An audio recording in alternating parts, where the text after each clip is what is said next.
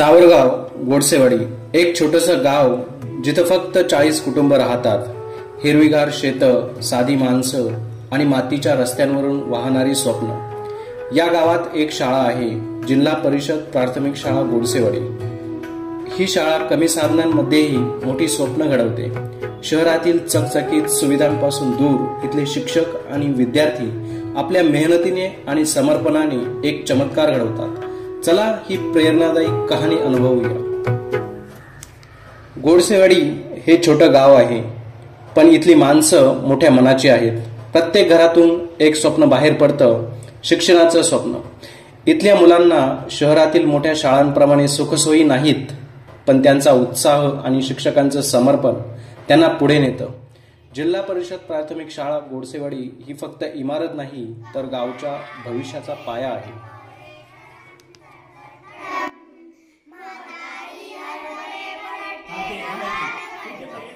एकही विद्यार्थी प्रगत नाही. जेवढा अभ्यासक्रम आहे ते तू त्या मुलांना अगदी उत्कृष्टपणे येतो. ही आहे जिल्हा परिषद प्राथमिक शाळा गोडसेवाडी. साधी पण हृदयस्पर्शी. इथे इंटरनेट नाही, प्रोजेक्टर नाही किंवा मोठ्या लायब्ररी नाही, पण आहे शिक्षकांचा उत्साह आणि विद्यार्थ्यांची जिद्द. इथे शिक्षक फक्त पुस्तकी शिक्षण देत नाहीत, तर हार्मोनियम आणि तबल्याच्या तालावर विद्यार्थ्यांना संगीताचं विश्व खुलं करतात. ही शाळा सांगते की साधनांची कमतरता स्वप्नांना रोखू शकत नाही. शाळेमध्ये एकूण 11 विद्यार्थी आहेत. इयत्ता 1ली ते 4थी पर्यंत एकूण 11 विद्यार्थी आहेत. माझे नाव आरोही आहे. मला पोलीस बनायचे. माझे नाव काय गीताराम गोडसे. या शिक्षकांचं समर्पण आणि मेहनत विद्यार्थ्यांना आत्मविश्वास देते.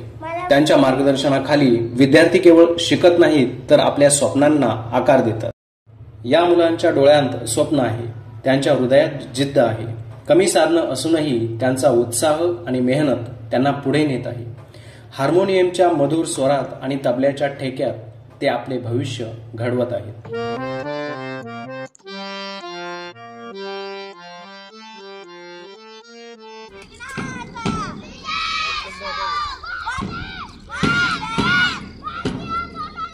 स्वातंत्र्य दिनाचा उत्सव जिल्हा परिषद प्राथमिक शाळा गोडसेवाडीत एक वेगळाच रंग घेऊन येतो. विद्यार्थी हार्मोनियम आणि तबला वाजवून देशभक्ती गीतं सादर करतात. हा उत्सव फक्त स्वातंत्र्याचा नाही, तर गावच्या एकतेचा आणि विद्यार्थ्यांच्या प्रतिभेचा आहे. या मुलांच्या कला आणि उत्साहात गावचं भविष्य दिसतं. ही शाळा सांगते की खऱ्या शिक्षणाला साधनांची गरज नसते, तर इच्छाशक्ती आणि समर्पणाची गरज असते.